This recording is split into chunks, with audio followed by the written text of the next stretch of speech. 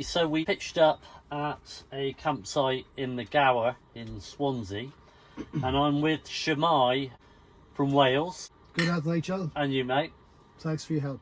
You used to be a kitchen fitter by trade, if I'm correct in saying that. Yeah, kitchens and bathrooms and plastering, general building, but mainly, I guess the last 10 or 15 years, bathrooms, wet rooms and kitchens. So a bit of experience in how to do it, but not knowing how to go about doing it. What was your first thoughts? Why did you actually want to do a camper van in the first place, I suppose? That's Well, I don't know, I wrapped up work night and I thought taking a different job with days off, I wanted to be able to do something where I could just up and go. This was the work van. Okay. Yep. I bought this van new in 2011. It's only myself and guys working for me that have ever driven the van. Okay. So I know I got the service history in the van is good. I know the van. And that's one of the main reasons why I decided to keep it and do the conversion. Well, that makes sense. That makes sense. But then, of course, it was a minefield in respect to who do I go to see, who do I ask for help from, where do I go? And, I'd spoken to a couple of firms locally initially, and they said, yeah, we can do the van for you. Give me 9-10 grand in your keys and bloody hell. Yeah. I'll see you in 2 months. Oh, right, okay. Yeah. And that's kind of and would that have been to your specifications? Oh no, well, no, maybe then. Yeah. But knowing what I know now, absolutely not. There is no way they would have done or achieved for that money. Yeah. What I've done, obviously with your help. Yeah. In order to get what I've got now. If I ask how much have you actually spent, right, start to finish, do you know how much you spent? I've not added it up. Okay. I've got. It's quite funny, just to change the subject. When I had the upholstery done about 3 weeks ago, I went down to the guy, and I said to him, I said, look, this is what I want. I haven't got a budget. Just get it done. This is how I want it done. Yeah. And I didn't mean I haven't got a budget. Yeah. What I actually meant was I haven't got the money put aside to do that. Yeah. I'm guessing somewhere around about 5.5 grand. Okay. I maybe give or take 500 quid either way. Okay. It might be a little more. It might be. I don't know. So who was the guy who actually done your upholstery? Because I have to say, and you guys can't actually. He's done it. Yeah. He's done a cracking job. It's you fantastic. can see everything is. Yeah. It's. The thing is, it was weird. I went down. It's Perry's Upholstery in Port Albert in South Wales. Perry's. Okay. Yeah. The guy his name is Mark. He said to me, he said, look, come outside a minute. And I thought, well, what's that? He said, no, come outside, I want to show you something. And outside was a Mercedes Sprinter. Okay. I didn't know it was his. Yeah. And he opened the doors of the Mercedes Sprinter, and this exact fabric is in his van. Okay, so basically he's giving you a recommendation. Yeah, but instead of the grey leather, he had tan leather. This is good enough for him to put in his own van.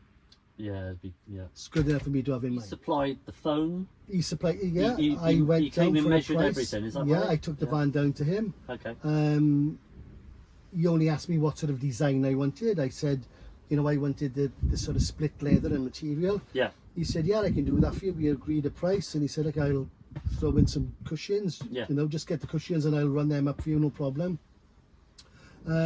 Even if you pass me that little the square, this little piece, where that beds, as your viewers have seen in the video, that comes out halfway, and then obviously this one is shorter. Yeah. There's a little small area. Yeah. So we made a little cross section of ply for a frame, and he even made this little cushion pad then that sits on top of that. So effectively I've got this whole area as bed. No one can see what's going on underneath, behind, and exactly. That's and if you don't get the finishing right, it doesn't matter who you are or how good you are. That's where you're going to get judged. Throughout the journey, particularly now I was finished, friends have opened the back doors of the van and they've said, well, where did you send the van? Who's done it for you? All said and done, I would not have had a clue where to start, Yeah. And I can look at you guys here and I can say, without Nigel from A Biker's Tales influence and help, this wouldn't be happening today. This absolutely would not have happened. And I can say that hand on heart purely because for everyone that was in my situation, it's a minefield. The best will in the world, everyone wants to help everyone, Yeah. but there's elements of help. A lot of people like to keep it secret. You didn't come into that category. But there was no shortage of support. And I think like anyone that's asked you anything, I've only ever seen positive comments because you've gone out of your way. You know, it's sentiment to you from the beginning, you know, you've cost me a bloody fortune. Yeah. However, I've got this. Yeah. And without this, And we're doing this. you know, this would not have happened. Yeah, yeah. You know, this absolutely would not have happened. So let me stop you. Let's talk about the build. Some people just haven't got a clue when it comes to DIY. And you know, you spoke about elements of the finishing product, you know, the finishing of the van. But there's people out there, obviously, they want to build a van.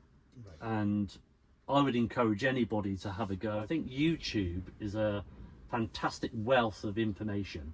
So for me, you know, I've sort of picked it up as I go along, but there are others who are, you know, maybe not as confident, let's say, as being able to build and do a van. Yeah. What would you say to those people? Simply don't, because I was the same. Just because I can use a power tool and I can fit something and cut something and make it look okay doesn't mean to say that I had any idea about a van.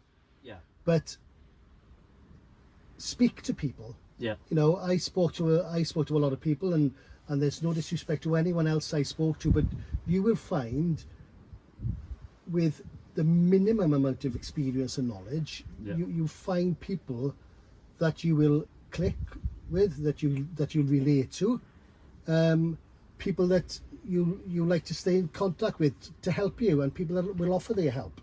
And that's what happened with me, because I knew I could do the work, but I didn't know there was a process. Well, let's talk about the process then. Yeah. You know, let's talk about that process.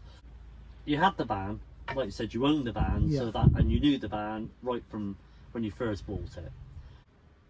From your thought process, you know, what did you want to do first of all? How did you start with the van first of all? Well, I was still at the, shall I keep it, shall I sell it? Okay. And then I bought a nibbler. Okay. For people who don't know what a nibbler is. Yeah, it's like a pneumatic tool to be able to cut out sheet metal. And people might think, wow, you know, there's no way I'd cut a hole in my van.